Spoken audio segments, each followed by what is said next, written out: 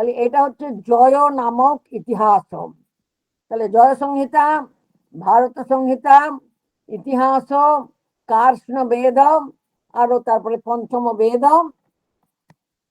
এইগুলো আছে। ফলশ্রুতির মধ্যে বলা হচ্ছে রাজা শত্রুদের পরাজয় করতে পারেন, তারপরে সমস্ত পৃথিবী জয় করতে পারেন, মহীশূরা সুখে থাকেন। তারপরে 24 নম্বর শ্লোকে 23-24, এটাই হচ্ছে বড় কথা। আচ্ছা, এখানে তার আগে একটা কথা বলি, এই শ্লোকটা খুব দরকারি। 1:57-22, যে মহিষীরা এইটা শ্রবণ করেন এবং যেই রাজারা এইটা শ্রবণ করেন, মহিষী যুবরাজাভ্যাং, মহিষীগণ এবং যুবরাজেরা বহু শ্রোতব্যম, তারা যেন বারবার এই মহাভারত শ্রবণ করে। তাহলে কি হবে? বীরং জনয়তে পুত্রম, তাহলে বীর পুত্রের জন্ম হয়। শুধু পুত্র জন্ম বলেননি, আমাদের শাস্ত্র সম্পর্কে বারবার বলা আছে খালি পুত্রের কথা বলা হয়, কন্যার কথা বলা হয় না। মহাভারতের এই শ্লোকটা মনে রাখতে হবে। 1:57-22, কন্যাং বা রাজ্যভাগিনীম, রাজভগিনী নয়, রাজ্যভাগিনী। তাহলে মহাভারত শ্রবণ করলে সেই বংশে বীর পুত্র জন্ম নেবে এবং রাজ্যভাগিনী মানে রাজ্যে কর্তৃত্বকারিণী কন্যা জন্ম নেবে। তাহলে আমরা এখানে বুঝতে পারছি আমাদের দেশে কিভাবে বারবার ঝাঁসি রানী, রানী রাসমণি, রানী ভবানী এরা জন্ম নিয়েছেন। তারপরে এই কথাটা বলছেন 23 নম্বর শ্লোকে, ধর্মশাস্ত্রম ইদং পুণ্যম, অর্থশাস্ত্রম ইদং পরম, মোক্ষ শাস্ত্রম ইদং প্রোক্তম, ব্যাসেন অমিত বুদ্ধিনা। ব্যাস কৃষ্ণ দ্বৈপায়ন, যার বুদ্ধির অশেষ বুদ্ধি সম্পন্ন, মানে অমিত প্রতিভাধারী, তিনি এই ধর্মশাস্ত্র বলেছেন পুণ্য, এটাই হচ্ছে শ্রেষ্ঠ পরম অর্থশাস্ত্রম, শ্রেষ্ঠ অর্থশাস্ত্র, এবং এটাই হচ্ছে মোক্ষ শাস্ত্র। হলো, এটা একবার বললেন, দ্বিতীয়বার বলছেন ধর্মে চার্থে চ কামে চ মোক্ষে চ ভরতর্ষভ। হে ভরতর্ষভ, ওইটা কিন্তু কে বলছে? বৈশম্পায়ন। তাহলে এই ভরতর্ষভটাকে জনমে জয়, মানে ভরত বংশের শ্রেষ্ঠ রাজা ভরতর্ষভ। যত ইহাস্তি, ধর্ম হোক, কাম হোক, অর্থ হোক, মোক্ষ হোক, যত ইহ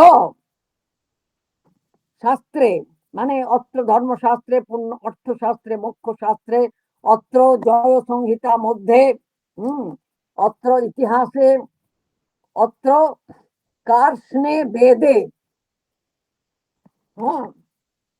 যত অস্তি, ইহ মানে পুত্র, এই কার্ষ্ণ বেদে, এই জয় সংহিতার মধ্যে, এই ইতিহাসে,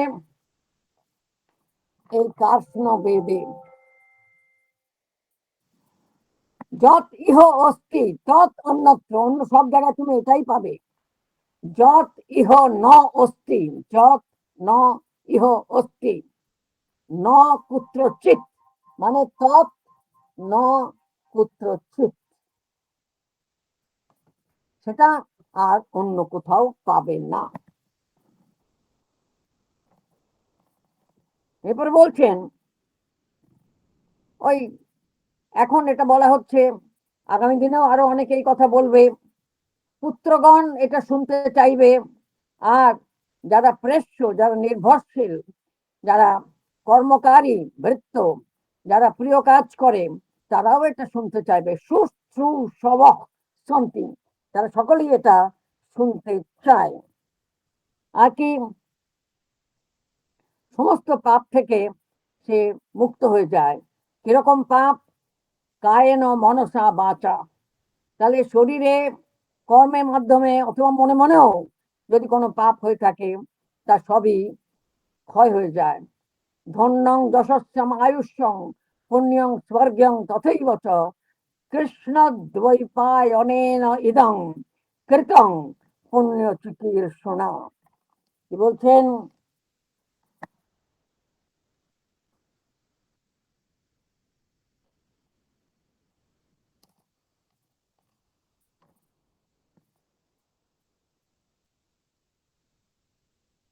পাণ্ডবগণের ধনী তেজস্বী সর্ববিদ্যা বিশারদ এবং প্রথিত কর্মা সকল ক্ষত্রিয়গণের কীর্তি প্রকাশ করবার জন্য এবং জগতে পুণ্য বিস্তার করবার জন্য এই কৃষ্ণদ্বৈপায়নেন ইদং কৃতম। কৃষ্ণদ্বৈপায়ন বেদব্যাস এই মহাভারত কৃতম রচনা করেছেন। সুতরাং এই মহাভারত ধন যশ আয়ু পুণ্য এবং স্বর্গের জন্ম দিয়ে থাকে, স্বর্গ ফল প্রাপ্ত করিয়ে থাকে। এরপরে এইভাবেই যে এই এখানে সর্বশ্রুতি সমূহ শ্রোতব্য ধর্ম বুদ্ধিভি। এইখানে সকল শ্রুতির কথাই বলা আছে।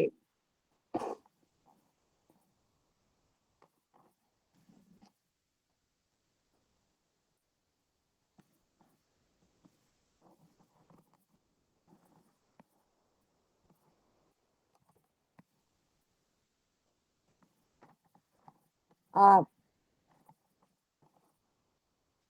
এই যে কৃষ্ণদ্বৈপায়ন তিনি যে কবি, ব্যাস কবি, তিনি ভরতানাং মহৎ জন্ম মহাভারতম উচ্চতে। এই গ্রন্থের নাম যে মহাভারত, সেটা বলা হলো 1:57-38।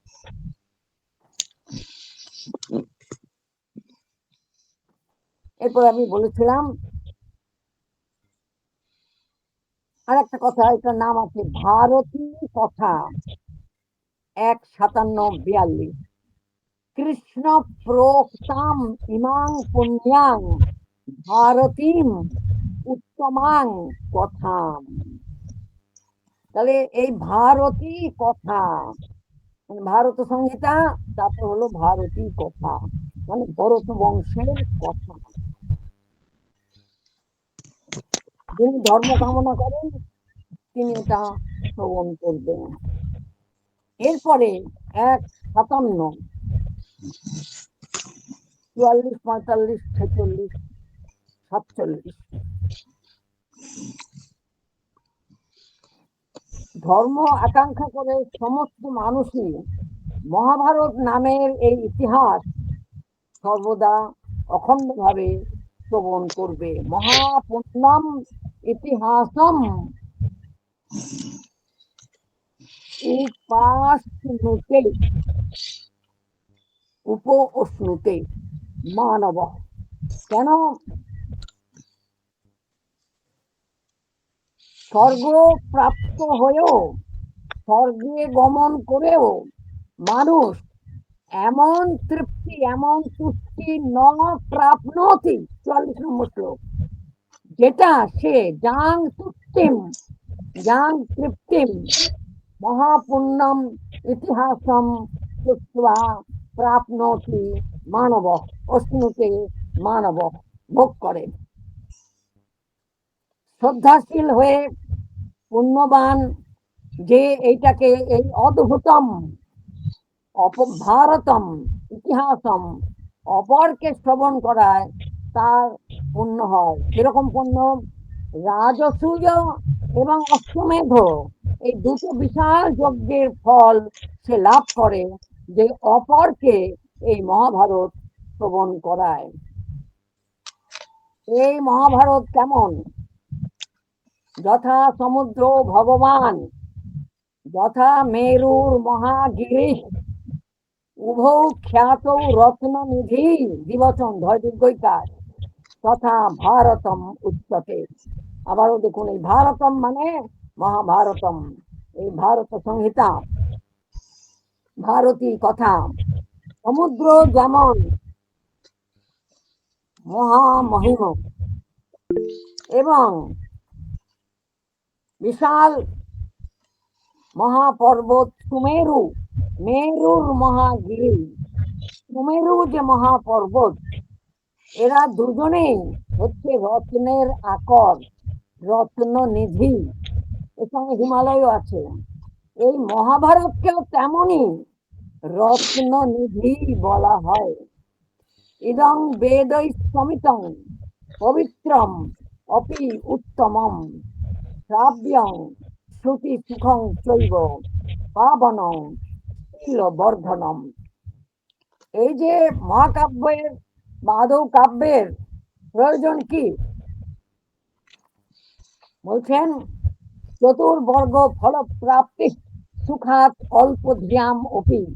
যারা অত জ্ঞানী গুণী নয়, অল্প শিক্ষিত, অত প্রবীণ নন, প্রাজ্ঞ নন, তারা এই কাব্য শ্রবণের মাধ্যমে, কাব্য বিনোদনের মাধ্যমে তারা চতুর্বর্গ ধর্ম, অর্থ, কাম ও মোক্ষ, চার বর্গের, চার পুরুষার্থের ফল লাভ করেন অল্প হলেও। এখানে সেই কথাটা বলা হলো। তাই এই যে আদর্শ, তা কোথায় নিহিত, তার মূল কোথায়, তার সোর্স কোথায়? মহাভারতের বচন শুনুন। বৈশম্পায়ন বলছেন এখানে বেদৈস্তমিতম ইদং ভারতম পবিত্রম উত্তমম, শ্রেষ্ঠ পবিত্র এই কথা, শ্রাব্যং শোনার মতন, শ্রুতি সুখং চৈব এবং শ্রুতি শ্রবণ মনোহর, শ্রুতি সুখকর, একই সঙ্গে পাবনম এবং পুণ্যজনক, শীল বর্ধনম সৎ স্বভাবে বৃদ্ধি করে। আর সুতরাং এইরকম একটি ভারত, জয় ইদং ভারতং মানে ইদং মহাভারতম, বাচকায় প্রযচ্ছতি, যিনি পাঠ করলেন, যিনি পাঠ করে শোনালেন কথক, তাকে যদি এই ইদং ভারতম প্রযচ্ছতি দান করেন, কেন সর্বামহি দত্তা, সমস্ত পৃথিবীর দানের সমান হচ্ছে সেই দান। কিরকম পৃথিবী? সাগর মেখলা।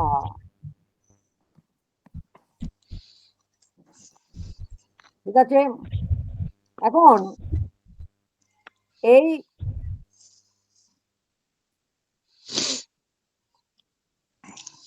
50 নম্বর শ্লোক, 1:57-50, এইখানে বলা আছে যে প্রথম যে নিউক্লিয়াস অফ মহাভারত, সেটা কৃষ্ণ দ্বৈপায়ন মুনি, বৈশম্পায়ন বলছেন, কৃষ্ণ দ্বৈপায়ন মুনি ত্রিভিঃ বর্ষৈ মহাভারতম আখ্যানম অদ্ভুতম কৃতবান।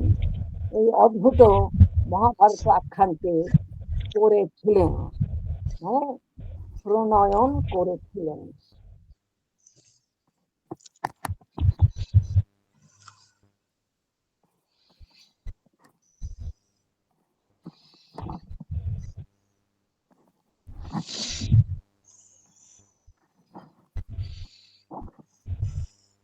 সুতরাং আমরা একটি বিষয় বলতে গেলে আজকে পেলাম যে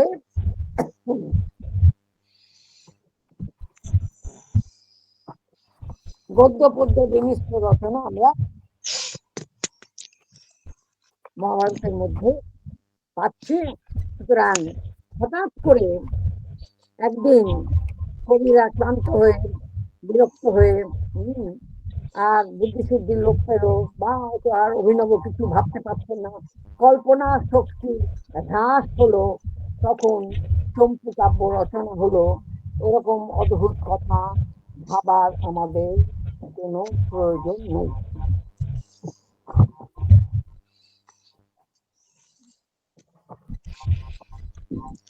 আশা করি বনপর্বের কথাটাও বলেছি, তাই তো? বনপর্বে যে গদ্য পদ্য মিশানো আছে, 164 থেকে 169 পর্যন্ত।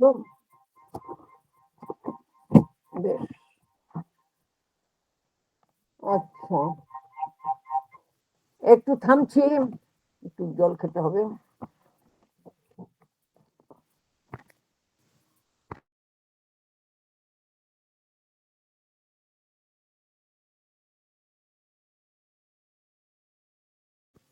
আচ্ছা, এতক্ষণ সবাই শুনতে পাচ্ছেন তো সবকিছু, না হ্যাঁ মাঝে ম্যাডাম, শোনা যায়নি? না হ্যাঁ পরিষ্কার ম্যাডাম, শুনতে শুনতে পাওয়া যাচ্ছে। পেয়েছি। পুরোটা শোনা গেছে, ঠিক আছে। 2 মিনিট থামছি। ঠিক ঠিক আছে আছে ম্যাডাম। ম্যাডাম।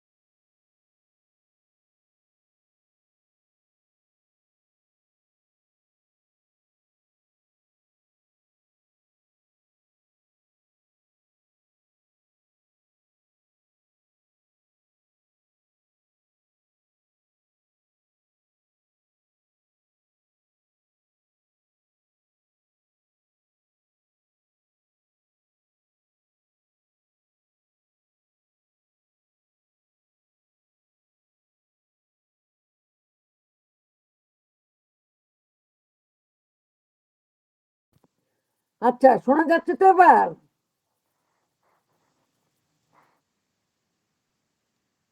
হ্যাঁ ম্যাডাম। হ্যাঁ ম্যাডাম। শোনা যাচ্ছে তো? হ্যাঁ, ওই যে হাত দিয়ে চিহ্নটা কেন ওটা করবে, তো সুবিধা হয়। আচ্ছা, এখন এটার মধ্যেই আমি একটু অন্য জায়গায় যাচ্ছি, এটাকে ছোট করতে চাই। আচ্ছা, গেল। বিষয় হচ্ছে উম,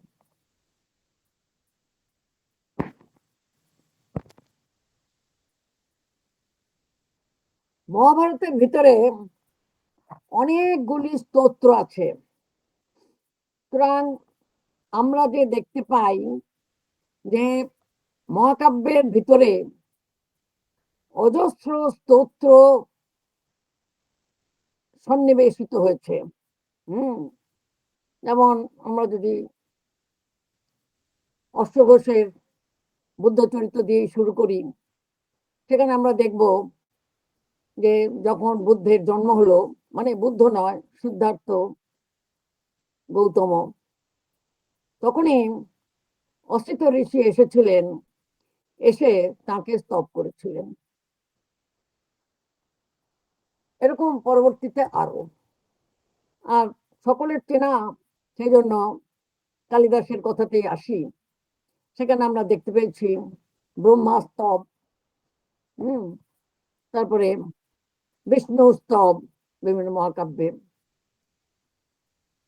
তারপরে আমরা অন্যান্য কাব্যের মধ্যে যদি যাই,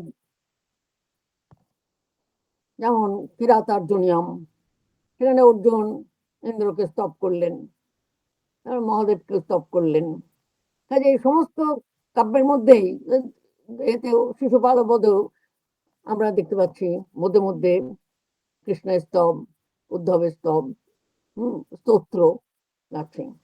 সংস্কৃত স্তোত্র কাব্য নিয়ে যখন আমরা আলোচনা করি, তখন আমাদের ভাবতে হয় যে স্তোত্রগুলো কোথায় কোথায় আছে। স্তোত্র নাম দিয়েই কতগুলো স্তোত্র কাব্য আছে। আর স্তোত্র নাম না দিয়ে অন্যান্য মহাকাব্যের মধ্যে স্তোত্র ঢুকে আছে। এরকম ভাবে ব্রতবিধি বা পুরাণের বা যে ক্রিয়াকর্মের দিকটা, সেখানে আমরা নানা দেব দেবতার স্তোত্র পাচ্ছি, যেটা মহিমা কীর্তন বলে থাকে। সমস্ত ব্রত কথার মধ্যে হচ্ছে প্রথমে হচ্ছে ব্রতটা কি সেটা বলা হবে, হ্যাঁ, তারপরে ব্রতটা প্রথম কবে হয়েছিল সেটা বলা হচ্ছে, তারপরে ব্রত বিধানও, সেটা কি করে করতে হবে ব্রত পালন সেটা হচ্ছে, তারপরে সে ব্রতের মহিমা। এই যে প্রথম কে করেছিলেন আর এই যে ব্রতের মহিমা, এইখানে দেব দেবতাদের স্তুতি রয়েছে, থাকছে। আর তন্ত্রের মধ্যেও আমরা স্তোত্র পাচ্ছি। আচ্ছা, খুব চেনা ব্যাপার, পুরাণের মধ্যে স্তোত্র, হ্যাঁ, মার্কণ্ড পুরাণের মধ্যে দুর্গা সপ্তশতী, দুর্গা সপ্তশতীর মধ্যে কতগুলো স্তোত্র আছে ভেবে দেখুন।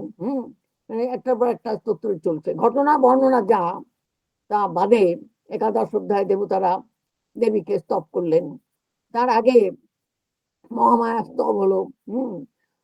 তারপরে যে কালো নিদ্রায় নিদ্রিত বিষ্ণু, তার স্তব হলো। এরকম ভাবে পুরাণের মধ্যে আমরা স্তব পাচ্ছি। আর সমস্ত ব্রতগুলো তো পুরাণ থেকে এসেছে, মানে পুরাণের মধ্যেই ব্রতগুলো রয়েছে। আচ্ছা, এরপরে কাব্যের মধ্যে স্তোত্র কোথায় পাচ্ছি? সমস্ত নাট্য যে রূপক উপরূপক, সেখানে নান্দির স্তোত্র, নান্দি কখনো খুব লম্বাও হচ্ছে, এখানে স্তোত্র পাচ্ছি আমরা। এখন এই যে এত পরিমাণ স্তোত্র, তাহলে মহাভারত কে যে বলা হলো ইতিহাস কত ভূতম ইতরদ্দ সদাশ্রয়ম, রামায়ণ মহাভারত পুরাণ থেকেই, মানে এক কথা ইতিহাস থেকে নেবে, তাহলে এই যে গ্রন্থ মহাভারতকে এতবার করে ইতিহাস ইতিহাস বলা হচ্ছে, তার মধ্যে আমরা স্তোত্রের কি পাবো? এখানে অনুশাসন পর্ব দিয়ে আমি শুরু করছি, পরে অন্য জায়গায় যাব। অনুশাসন পর্ব মানে ভীষ্ম পর্বের পরে অনুশাসন পর্ব। সেই অনুশাসন পর্বে আমরা শিবের সহস্র নাম পাচ্ছি, শিব সহস্র নাম স্তোত্র। এটা হচ্ছে 14 নম্বর অধ্যায়, 150 থেকে 189 শ্লোক। এটা ক্রিটিক্যাল এডিশনে।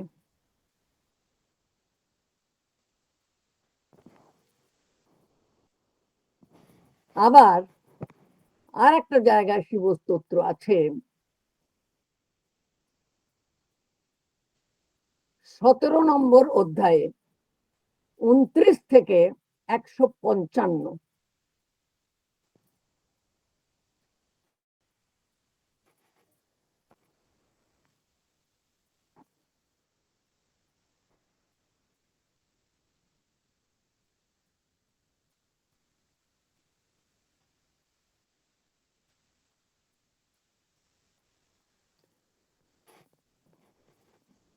একশো 55 থেকে 171 ওই 17 নম্বর অধ্যায়ে, তার মানে 17 নম্বর অধ্যায়টা শেষ হচ্ছে শিবের প্রতি প্রার্থনা এবং তার মহিমা কীর্তন করে। এবং এটা বলা হয়েছে যে এই স্তোত্র কিভাবে ব্রহ্মা করেছিলেন, ক্রিয়েটর প্রজাপতি ব্রহ্মা, তারপরে সেটা পেয়েছিলেন ইন্দ্র, তারপরে পেয়েছিলেন তন্ডী মুনি, এবং তারপরে আরো অনেকে এটা লাভ করেছিলেন। সেটা মধ্যে একজন ছিলেন মার্কণ্ডেয় মুনি। এরা দেখলেন ইতিহাস এবং পুরাণের মধ্যে কিভাবে আমরা চলে এলাম।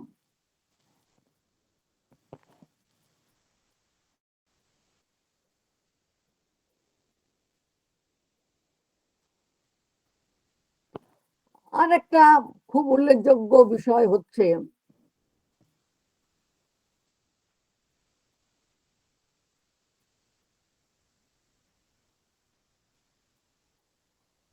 135 নম্বর অধ্যায় অনুশাসন পর্বের,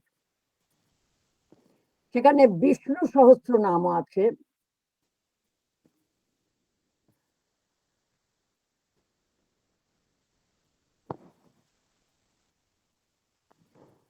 আর এটা অবশ্যই লক্ষণীয় যে একটি অধ্যায়ের মধ্যে শিব এবং বিষ্ণুর মহিমা কীর্তিত হয়েছে, এবং এই বিষ্ণু সহস্র নাম উচ্চারণ করেছেন স্বয়ং ভীষ্ম। তিনি সেখানে কৃষ্ণ, কেশব এবং নারায়ণ যে এক ও অভিন্ন তাঁর স্তবের মধ্যে সেটাই বলেছেন।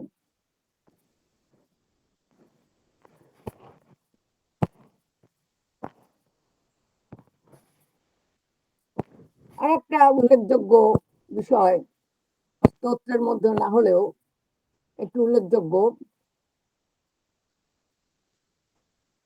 হচ্ছে এই অনুশাসন পর্বের বাবা 84 এবং 86 অধ্যায়, এগুলো আমি ক্রিটিক্যাল এডিশন থেকে বলছি, অহিংসার মহিমা বর্ণনা করেছে। না, ভুল করলাম এবার। আচ্ছা,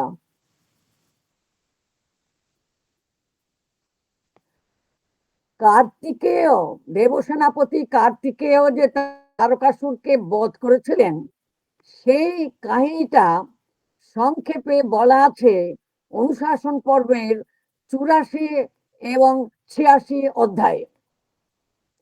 স্বাভাবিক, সেখানেও একটু কার্তিকের স্তবস্তুতি আছে। আর অহিংসার প্রশংসা করা হয়েছে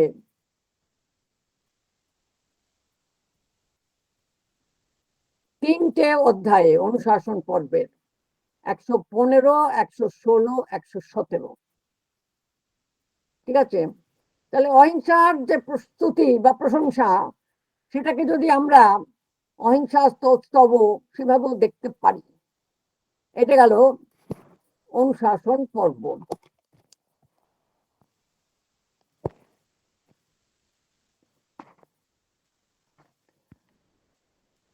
এরপরে আবার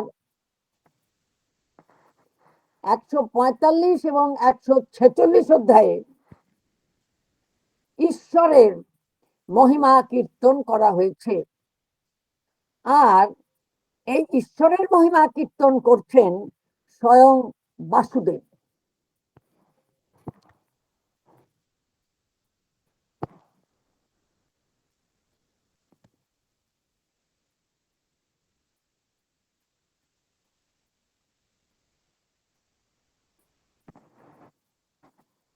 এটাই উল্লেখযোগ্য যে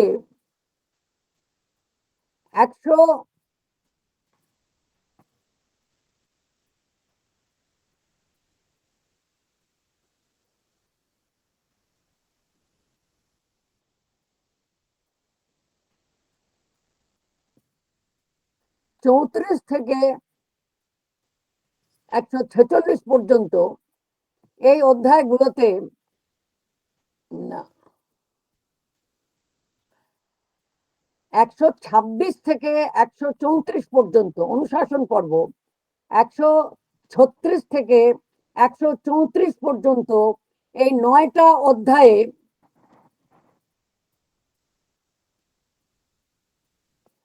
শিব এবং উমার স্তব করা হয়েছে, এবং একটা দীর্ঘ সংলাপ রয়েছে।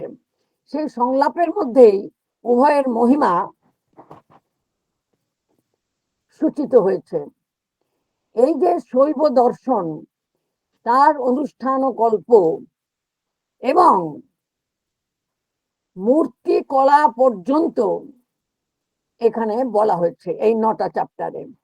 তাহলে শৈব তত্ত্ব, শৈব ক্রিয়াকর্ম এবং তার মহিমা 9টা চ্যাপ্টারে বলা হলো। ঠিক তারপরেই 135 অধ্যায়ে বিষ্ণু সহস্রনাম আছে। এই সবটাই বলছেন কে? অনুশাসন পর্বের বক্তাকে স্বয়ং ভীষ্ম স্বরতল্পগত মানে স্বরসজ্জায় সাহিত্য। এই শৈব দর্শন এবং বিষ্ণু সহস্র নাম বা শৈব তত্ত্ব, ক্রিয়াকর্ম এবং বিষ্ণু সহস্র নাম আমরা এখানে পাচ্ছি। আর তার আগেই আমরা শিবের স্তব স্তুতি এবং বিষ্ণু স্তব স্তুতি, কেশব কৃষ্ণ নারায়ণ। আমাদের সাধারণ স্তোত্র গানে আছে, কীর্তনে কৃষ্ণ কেশব কৃষ্ণ কেশব কৃষ্ণ কেশব পাহি মাম, রাম রঘব রাম রঘব রাম রঘব রক্ষমাম। এই পর্যন্ত গেল অনুশাসন পর্ব। এখন আমি ফিরে আসছি অন্য জায়গায়, ভীষ্ম পর্ব। ভীষ্ম পর্বে আমরা এই যে আবার আসছে না কেন, হ্যাঁ ঢুকতে পারছে না কে জানি। আচ্ছা, ভীষ্ম পর্বে আমরা একটা দুর্গা স্তব পেয়েছি, এটা আমি বলছি।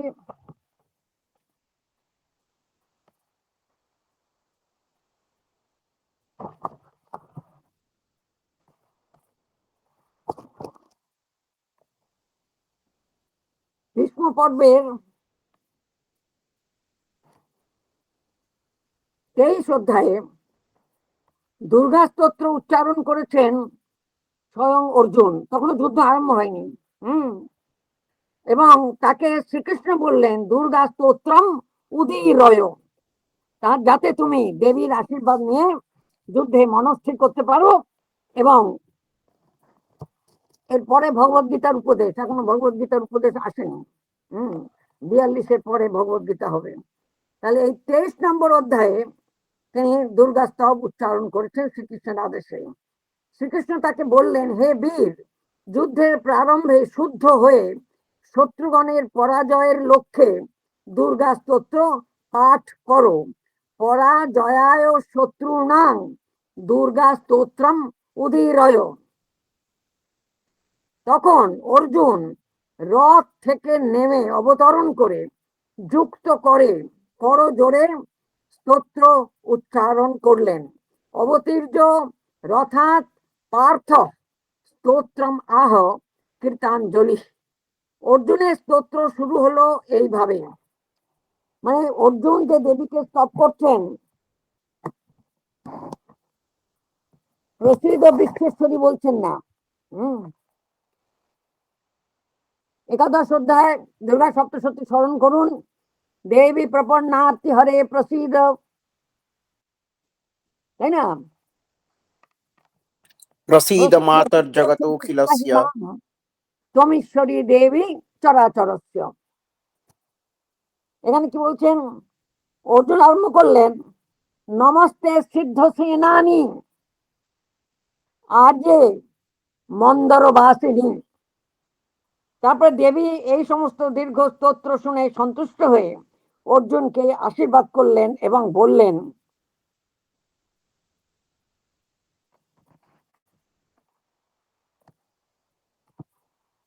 এখানে তিনি জগত অখিলস্য বলছেন না, দেবী প্রপন্নার্থ হরিয়ে প্রসিদ্ধ প্রসিদ্ধ বিশ্বেশ্বরী এরকম বলছেন না, জগত অখিলস্য তা বলছেন না, বলছেন নমস্তে সিদ্ধ সেনানি। প্রথম শব্দটাই হচ্ছে সিদ্ধ সেনানি, অর্থাৎ যুদ্ধে জয় দায়িনী, জয় প্রাপিনী। আচ্ছা, যুদ্ধে জয়িনী। আর যে মন্দরবাসিনী, এভাবে দেবী তুষ্ট হয়ে বললেন যে অর্জুন, তুমি অল্পকালের মধ্যে সমস্ত শত্রুকে পরাজিত করবে, কারণ তুমি তো দুর্ধর্ষ বীর আছোই, তদুপরি স্বয়ং নারায়ণ তোমার সহায়। দেবী উবাচ স্বল্পে নৈব কালেন শত্রুন যেষ্যসি পাণ্ডব, নরস্ত্বম আসি দুর্ধর্ষ নারায়ণ সহায়বান। 23-18 শ্লোক। আচ্ছা,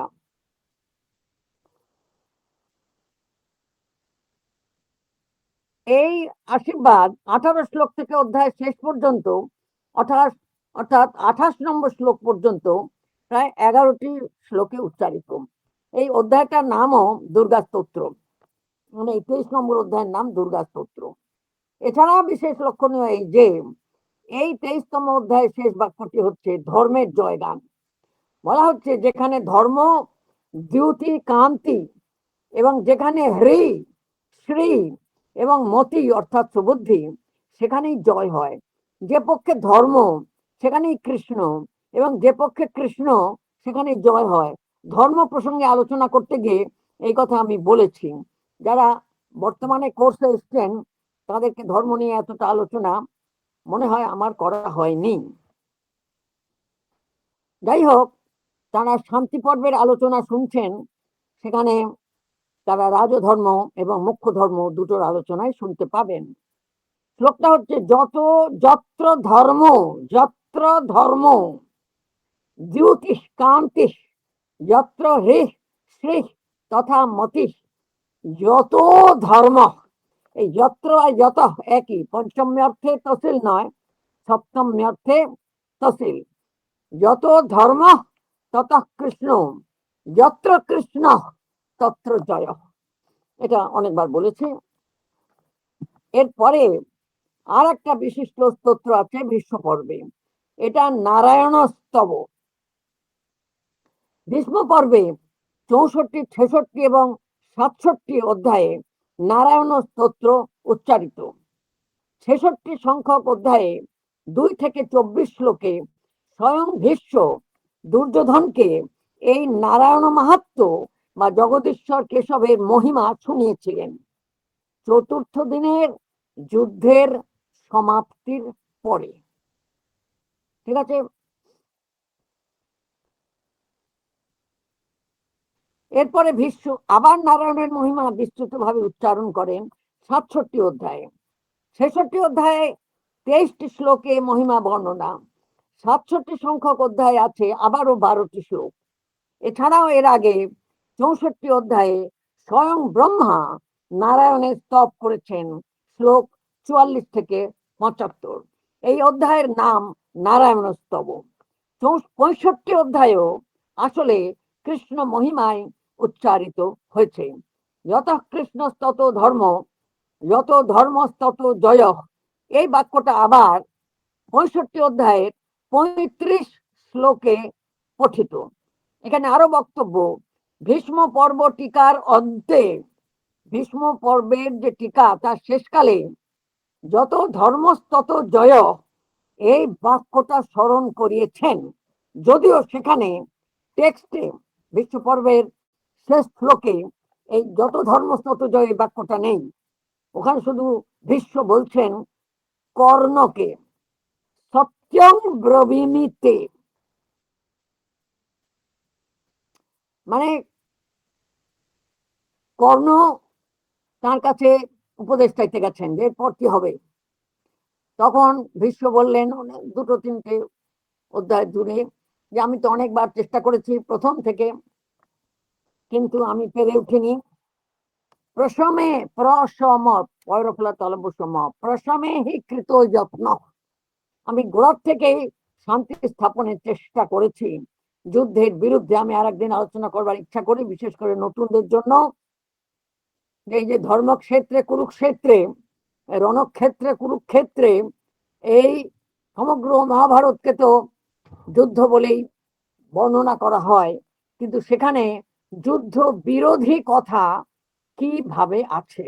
তাহলে মহাভারতের যুদ্ধ, ধর্মযুদ্ধ এবং যুদ্ধ বিরোধী কথা, এটা কোনো জায়গায় বোধহয় আমাকে লেখা প্রকাশিত হয়েছে, মনে করতে পারছি না।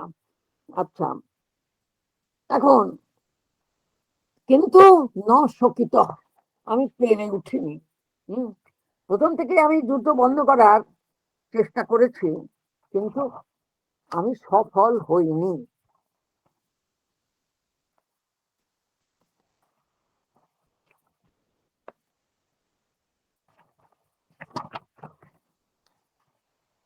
তাহলে সত্যং ব্রবীমিতে, এই যে আমি সফল হইনি, সত্যং ব্রবীমিতে, তোমাকে সত্যি কথাটাই বলছি। কি সেই সত্যি? সেই সত্যিটা হলো যে যত ধর্ম তত জয়। এইটা মনে করিয়ে দিলেন টিকাকার অর্জুন মিশ্র। তিনি এই সত্য শব্দটির ব্যাখ্যা এই 65 অধ্যায়ের 35 নম্বর শ্লোকের শেষাংশটা বললেন। যত ধর্ম, যত কৃষ্ণ তত ধর্ম, যত ধর্ম তত জয়। এইটা এবারে আজকে প্রায় উপসংহারের দিকে এগিয়ে এসেছি।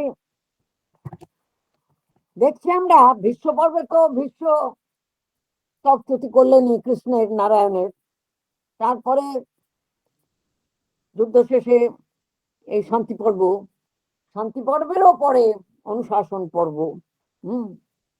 এই মাত্র 6 দিনে বলেছি আমি, জীবনের শেষ 6 দিনে সরসজ্জায় শায়িত সরতল্পগত ভীষ্ম কুরু বৃদ্ধ পিতামহ ভীষ্ম এই পুরো শান্তি পর্ব আর পুরো অনুশাসন পর্ব বলেছিলেন। ওদিকে 353 আর ওদিকে 150, মানে 350 আর 150, 500-র উপরে অধ্যায়। আর একটা জায়গায় বৈষ্ণব সাহিত্যে পড়ছিলাম যে পুরাণগুলোতে বলা হয়েছে, ভাগবত পুরাণ হোক অন্য পুরাণ হোক, বারবার বলা হচ্ছে সমস্ত তত্ত্বই হচ্ছে আসলে নারায়ণ এবং শ্রীকৃষ্ণের মহিমা, তাতে সমর্পিত। এটাই কথা এই সমগ্র মহাভারতের মধ্যেও আমি বলেছি, একদিকে দ্বৈপায়ন কৃষ্ণ আর একদিকে যাদব কৃষ্ণ। আর এদের দুজনের বুদ্ধি, প্রতিভা এবং ক্রিয়াকলাপ, লীলা, বৈচিত্র্য, এটাই হচ্ছে মহাভারত। এবং নারায়ণ কৃষ্ণ যখন শান্তি পর্বের গোড়াতে আমরা দেখছি সবাই মিলে ওইসব হস্তিনাপুরে এলেন, সবাই যা যার দুঃখ টুক্ষ করলেন। যুধিষ্ঠিরের ওইরকম একটা বিষাদ হলো, এ রাজ্য করব না, এই করবো না, তাই করবো না। ভাইরা তাকে আশ্বাস দিল, তর্কও করলো নানা রকম। তারপরে যে যার ঘরে প্রাসাদে গিয়ে স্থান পেল। তারপরে তারা কৃষ্ণের উপদেশে যুধিষ্ঠির এবং বাকি সকলে ভীষ্মের কাছে সমস্ত বিষয়ে উপদেশ নেবার জন্য যাবার সিদ্ধান্ত করলো। তাহলে কৃষ্ণকে সঙ্গে নিয়ে যুধিষ্ঠির প্রমুখ পঞ্চপাণ্ডব সরসজ্জাগত ভীষ্মের কাছে গেলেন। ভীষ্ম আস্তে আস্তেই, এই কৃষ্ণ আস্তে আস্তেই ভীষ্ম কৃষ্ণের স্তব করলেন।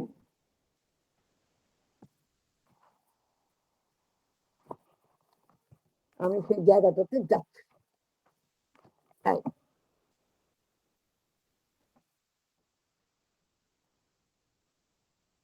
ভীষ্মের বর্ণনা দেখুন, কাব্য বর্ণনা বলেছিলাম বলবো। বৈশম্পায়ন বলে যাচ্ছেন কৌরব শ্রেষ্ঠ রাজা, মানে জনমেজয়। বৈশম্পায়ন কাকে বলছে? রাজা জনমেজয়।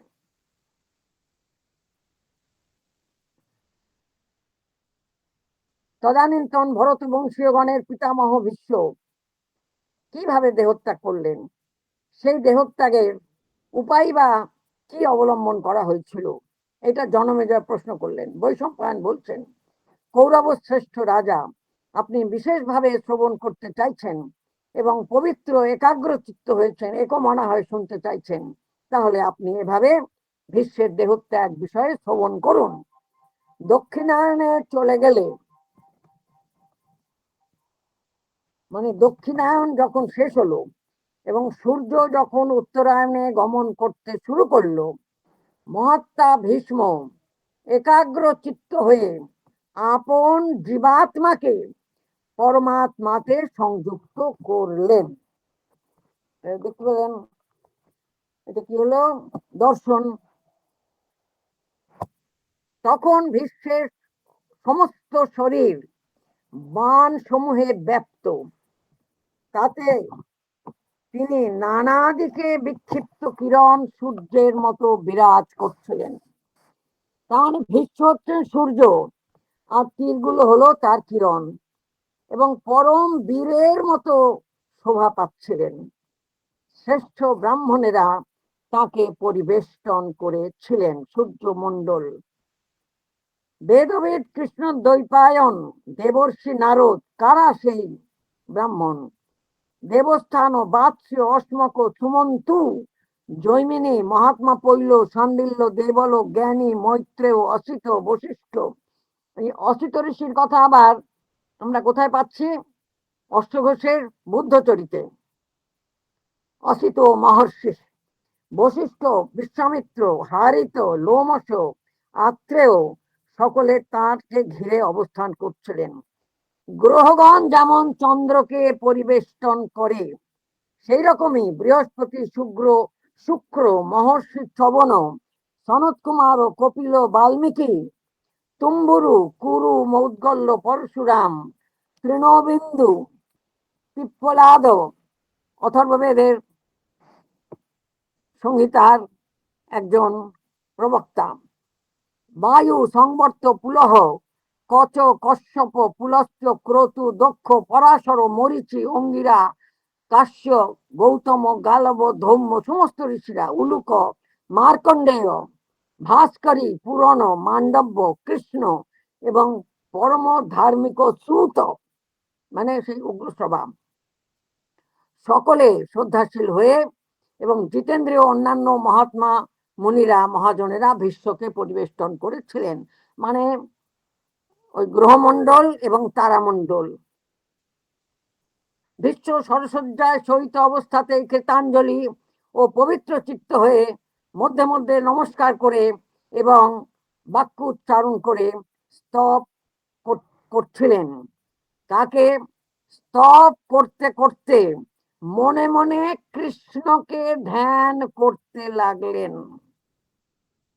তিনি আনন্দ পূর্ণ চিত্তে স্বাভাবিক স্বরে যোগেশ্বর, পদ্মনাভ, জিষ্ণু, জগৎপতি ও মধুসূদন বিষ্ণুকে স্তব করলেন। বাগ্মী শ্রেষ্ঠ প্রভাবশালী পরম ধর্মাত্মা ভীষ্ম কৃতাঞ্জলি হয়ে কৃষ্ণের স্তব করতে লাগলেন। ভীষ্ম বললেন,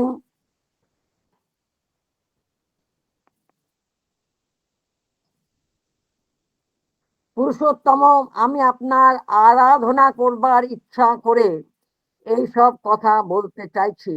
আপনি সেই সংক্ষিপ্ত এবং বিস্তৃত বাক্য সমূহে প্রীতি লাভ করুন। আরিরাধইষু, সৌমিত্রের জন্য ইন্টারেস্টিং হবে, তাপসের জন্য। আরাধনা করবার ইচ্ছা, আপূর্বক রাধ ধাতু, সন প্রত্যয়, কর্তৃবাচ্যে উ, তাহলে শুধু রাধ ধাতু হলে রিরা ধৈষতি, তাহলে রিরা ধৈষু, তাহলে আরাধনা করবার ইচ্ছা আগে একটা রিরা ধৈষু, ঠিক আছে। ব্যাস সমাসিন্যা বাচং জি গদি স্বামী, ব্যাস এবং সমাস, ঠিক আছে, রূপে আমি বাচম তয়া বাস সমাসিন্যা, মানে রীত্যা, রীতি হচ্ছে স্ত্রীলিঙ্গ, তাই ব্যাস এবং সমাস স্ত্রীলিঙ্গ করতে হবে, ব্যাসশ্চ সমাসশ্চ, ব্যাস সমাস, তারপরে স্ত্রীলিঙ্গ ব্যাস সমাসিনী।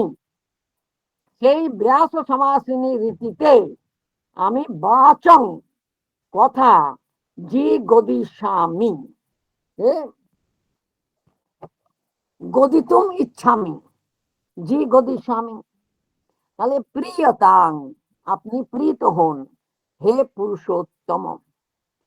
এবার বলে যাচ্ছেন, দেখুন, শুচিং শুচিপদং হংসং তৎপদং পরমেষ্ঠিনম মুক্ত্বা সর্বাত্মনাত্মানং তং প্রপদ্যে প্রজাপতিম অনাদ্যন্তং পরং ব্রহ্ম ন দেবা নর্ষয়ো বিদুঃ একোয়ং বেদ ভগবান ধাতা নারায়ণো হরিঃ।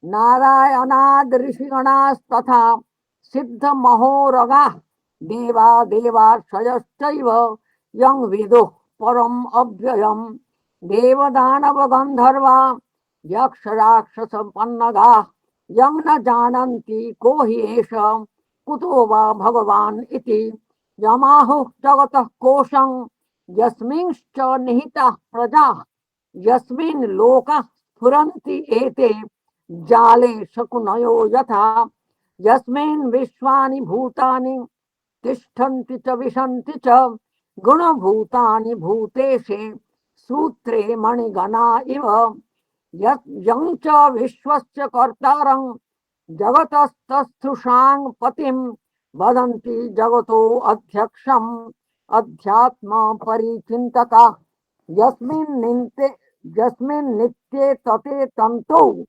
दृढे स्रग इव तिष्ठति सद असद ग्रथितं विश्वं विश्वांगे विश्वकर्मणि। এই শ্লোকটা ভারী সুন্দর। হ্যাঁ, বলছেন দৃঢ় এবং বিস্তৃত সূত্রে যেমন পুষ্প শ্রেণীর মালা গাঁথা থাকে, সেই রকমই নিত্য বিস্তৃত, নিত্যে ততে, তত মানে বিস্তৃত, তন্তৌ বিস্তৃত, দৃঢ় জগৎকর্তা ও জগতের অবয়বী যে পরব্রহ্মে নিত্য অনিত্য সংশ্লিষ্ট বিশ্ব ব্রহ্মাণ্ড সর্বদা থাকে। বিশ্বাঙ্গে বিশ্বকর্মণি হরিং সহস্র শিরসং, হরিং সহস্র শিরসং সহস্র চরণে ক্ষণম সহস্র বাহু মুকুটং সহস্র বদনোজ্জ্বলম। বিশ্বরূপ দর্শন মনে করুন ভগবদ্গীতার। সহস্র বাহু মুকুটং সহস্র বদনোজ্জ্বলং রাহুর নারায়ণং দেবং যং বিশ্বস্য পরায়ণম অনিয়সাম অনিয়াংসম অনৌরণীয়ান মহতো মহিয়ান স্থবিষ্ঠং চ স্থবিয়সাম, অনুতম থেকেও অনুতর আর স্থূলতম থেকেও স্থূলতর, আর সব থেকে বড় যে গরিষ্ঠ তার থেকেও অধিক গরিয়ান। শ্রেষ্ঠং চ শ্রেয়সাম অপি, যারা শ্রেয় উত্তম তাদের মধ্যে শ্রেষ্ঠ। ইয়ং বাকেষু, হরিদাস সিদ্ধান্ত বাগীশের বই একটু ছাপার ভুল আছে, বাক্যেষু হয়ে গেছে। ইয়ং বাকেষু অনুবাকেষু নিষৎসু উপনিষৎসু চ গৃণন্তি সত্যকর্মাণং সত্যং সত্যেষু সামসু। সত্যেষু সত্যম, সত্যের মধ্যে সত্যতম। এইরকম যম একং বহুধাত্মানং প্রাদুর্ভূতম অধোক্ষজম, অধোক্ষজ হচ্ছে অধর্কার কর্মদৃশ্য বর্জ্য জ। যস্মিন নিত্যং তপস্তপ্তং চতুর্ভিঃ চতুরাত্মানং সত্ত্বস্থং সাত্ত্বতাং পতিম যং দিব্যৈর্দেবম অর্চন্তি গুহ্যৈঃ পরম নামভিঃ সর্বাত্মা সর্ববেদ সর্বঃ সর্বজ্ঞঃ সর্বভাবনঃ যং দেবং দেবকী দেবী বসুদেবাৎ অধিজনত ভৌমস্য ব্রহ্মণো গুপ্তৈ ইত্যাদি। আচ্ছা, এইভাবে একেবারে চললো। ম্যাডাম বাকেশু, বাকেশু ওই অর্থটা একটু বলবেন? বাক এবং অনুবাক হচ্ছে বেদের অন্তর্ভাগ না। আচ্ছা, অকারান্ত, অকারান্ত শব্দ। অকারান্ত। বাকা হচ্ছে মন্ত্রান্ত, অনুবাক যেখানে বিধি বিনিয়োগ ইত্যাদি বোঝানো হয় সেটা হলো অনুবাক। হচ্ছে বাক হলো মন্ত্র, বাক্য নয়, বাক নয়, বা বয়াকার ক, অন্তত বয়াকার ক। ঠিক আছে, বুঝতে পেরেছি। আচ্ছা, বাকেষু টিকা করছে নীলকণ্ঠ, মন্ত্রেষু সামান্যত কর্ম প্রকাশকেষু, তাহলে বাক হলো মন্ত্র, অনুবাকেষু মন্ত্রার্থ বিবরণ ভূতেষু ব্রাহ্মণ বাক্যেষু। ঠিক আছে, তাহলে বাক হলো মন্ত্র, অনুবাক হলো ব্রাহ্মণ। বোঝা গেল? আর নিঃসতার উপনিষদ, উপনিষদের কথা আচ্ছা, তাকেই আবার তিনি উগ্র আত্মনে বলছেন। এইটা হচ্ছে 46 অধ্যায়। 46 অধ্যায়ের এই অধ্যায়টার নামই হচ্ছে ভীষ্ম স্তবরাজ। 140টা শ্লোক, বুঝতে পেরেছেন? এই হলো নারায়ণ স্তব, কৃষ্ণ স্তব। আমি শুরুটা একটু বাংলাটা বলে দিই, সবাই একটু সংস্কৃতটা হয়তো বোঝেননি বা একটু অসুবিধা হয়েছে। আমি আপনার সংক্ষিপ্ত এবং বিস্তৃত স্তব করছি, আপনি প্রীতি লাভ করুন। ভগবান, আমি সর্বপ্রযত্নে দেহত্যাগ করে পবিত্র পবিত্র যোগীগণের গম্যস্থান ব্রহ্মস্বরূপ তৎ আসি এই শ্রুতি বাক্যের তৎপদবাচ্য বৈকুণ্ঠ ধাম স্থিত সেই আদি কর্তাকে যেন লাভ করতে পারি। দেবগণ কিংবা ঋষিগণ প্রথমে আদি ও অন্তহীন পরব্রহ্মের বিষয় জানতেন না, কিন্তু দেবতারা জানতেন না, কিন্তু এক কেন পরিষদ স্মরণ করুন চতুর্থ ভাগটা। কিন্তু একমাত্র এই ভগবান জগৎ পালয়িতা নারায়ণ হরি পরব্রহ্মের তত্ত্ব জানতেন। প্রথমে দেব দানব গন্ধর্ব যক্ষ রাক্ষস পন্নগেরা, পন্নগ মানে সাপ, নাগ, পথ ন গ, পদভ্যাম বা পদভিষ ন গচ্ছন্তি, পদ ন গ, পন্নগ। আচ্ছা, দেবগণ দেবর্ষিগণ অন্য ঋষিরা সিদ্ধগণ মহানাগগণ নারায়ণ থেকে নারায়ণের কাছেই অবিনশ্বর পরব্রহ্মকে জানতে পেরেছিলেন। কিন্তু প্রথমে দেব দানব গন্ধর্ব যক্ষ রাক্ষস পন্নগেরা ইনি কে, কোথায় বা ইনি থাকেন, এইভাবে তাকে জানতে পারেননি। বেদ বলেছে তিনি জগতের আশ্রয়, তার মধ্যে সমস্ত লোক স্থাপিত রয়েছে। যত বা ইমানি ভূতানি জায়ন্তে যস্মিন ভূতানি জীবন্তি, তার মধ্যেই এই লোক স্থাপিত আছে, সমস্ত লোক। এবং পাখিরা যেমন জালের মধ্যে আটকে বিচরণ করে, সেই রকমই তার মধ্যে এই সমস্ত লোক আবদ্ধ এবং বিচরণ করছে। মণিগণ যেমন সূত্রের মধ্যে অবস্থান করে সংলগ্ন থাকে, এবং সেই রকমই এই জগদীশ্বরে অবশ সমগ্র ভূত অবস্থান করে ও প্রবেশ করে। যৎপ্রজন্তি অভিসংবিশন্তি উপনিষদ। অধ্যাত্ম বিষয়ের পর্যালোচনা যে মহাত্মারা করেছেন এবং বলেছেন জগতের কর্তা বিদ্যমান পদার্থ সমূহের অধীশ্বর এবং জগতের নিয়ন্তা তিনি। দৃঢ় এবং বিস্তৃত সূত্রে যেমন মানে যঞ্চ বিশ্বস্ত কর্তারং,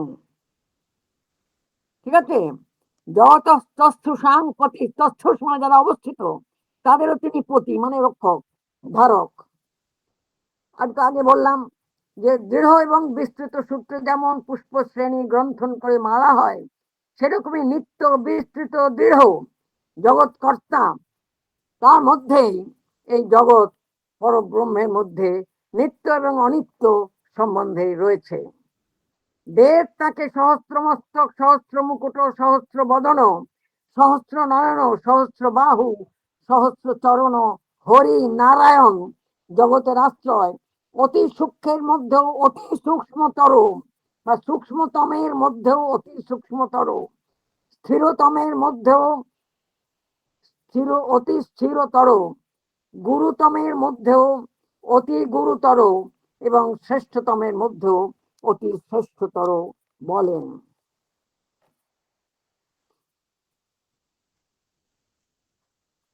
তাই উপাসক এবং মহাত্মাগণ সত্য সত্য ক্রিয়াকারী যে পরমাত্মা, তাকে মন্ত্র বিধি মুনিবাক্য উপনিষদ এবং সত্য বেদবাক্যে স্তব করে থাকেন।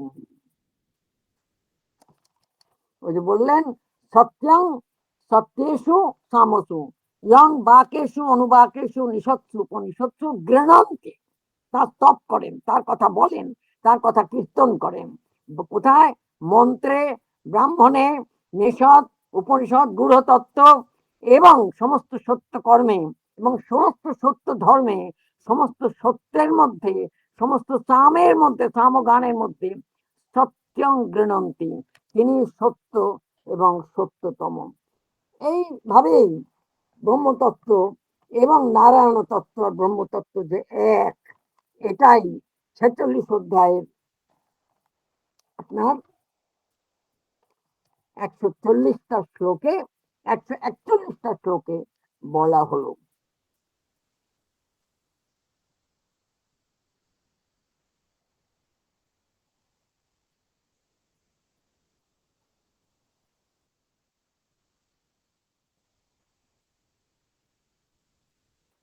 আর 136 শ্লোকে খুব সুন্দর একটা কথা বলেছেন, কৃষ্ণ যোগ প্রভাবে ভীষ্মের ভক্তির বিষয় জানলেন, তাকে ত্রৈলোক্য দর্শন করবার উপযোগী দিব্য জ্ঞান দান করলেন এবং তার কাছে গমন করলেন। সমস্ত উপস্থিত যতজনের কথা আগে বলা হলো, ভীষ্মের সেই সকল বাক্য বিরত হলে সেই বেদবাদী মুনিরা বাষ্পরুদ্ধ কণ্ঠ হয়ে উপযুক্ত বাক্যে মহামতি ভীষ্মের প্রশংসা করলেন। ভীষ্ম কি বলে শেষ করেছিলেন সেটা শুনুন। দেবশ্রেষ্ঠ পুণ্ডরীকাক্ষ,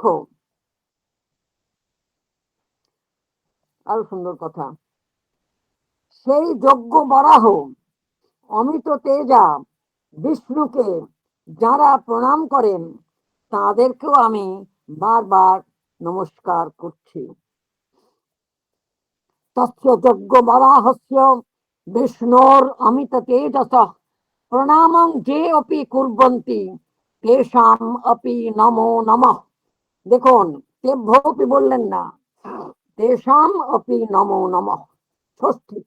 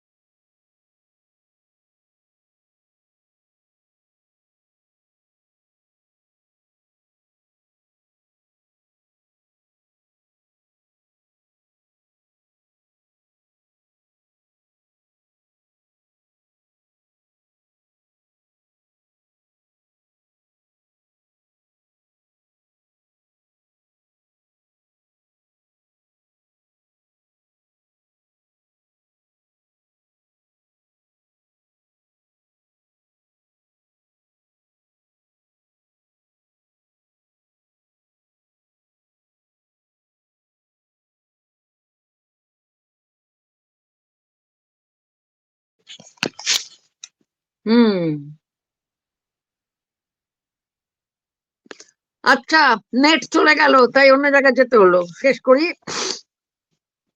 দেবশ্রেষ্ঠ পুণ্ডরীকাক্ষ, আমি ভীষ্ম বলছেন, আমি আপনার ভক্ত, আপনার শরণাপন্ন প্রপন্ন, যে যথা মাং প্রপদ্যন্তে তাং তথৈব ভজাম্যহং, ভগবদ গীতায় শ্রীকৃষ্ণ বলেছেন, আমি আপনার ভক্ত, আপনার শরণাপন্ন, সকলের অভীষ্ট গতি লাভ করতে আকাঙ্ক্ষা করি, অতএব আমার যাতে মঙ্গল হয় আপনি সেই বিষয়ে চিন্তা করুন।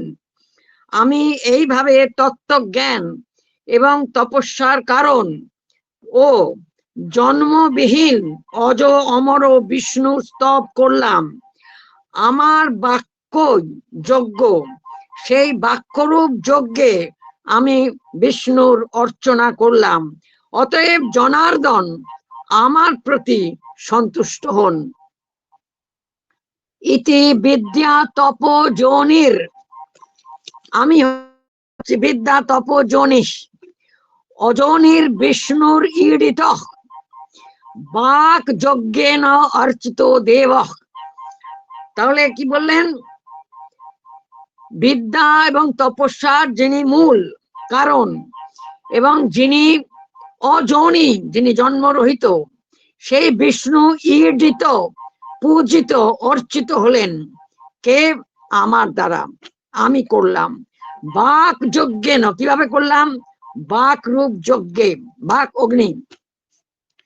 অর্চিত দেব, পূজিত এবং অর্চিত। ঈডিত, স্তব করলাম, এটাই করেছেন টিকাকারেরা। ঈডিত স্তুত আর অর্চিত পূজিত।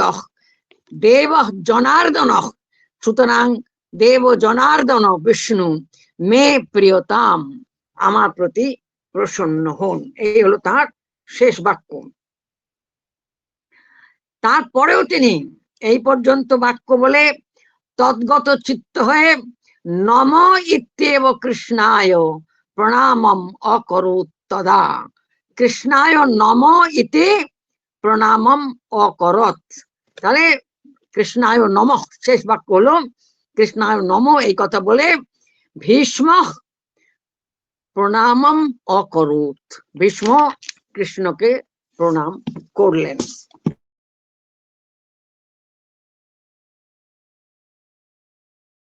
ভীষ্মায় আর নমো নমঃ শ্রীকৃষ্ণায় নারায়ণায়। আজকে এ পর্যন্তই থামলাম। এটা আমার কাছে একটা কঠিন বিষয় ছিল যে মহাভারতের স্তব, আরো ছোটখাটো স্তব এখানে ওখানে আছে, তা পরে প্রসঙ্গান্তরে কখনো আলোচনা করা যাবে।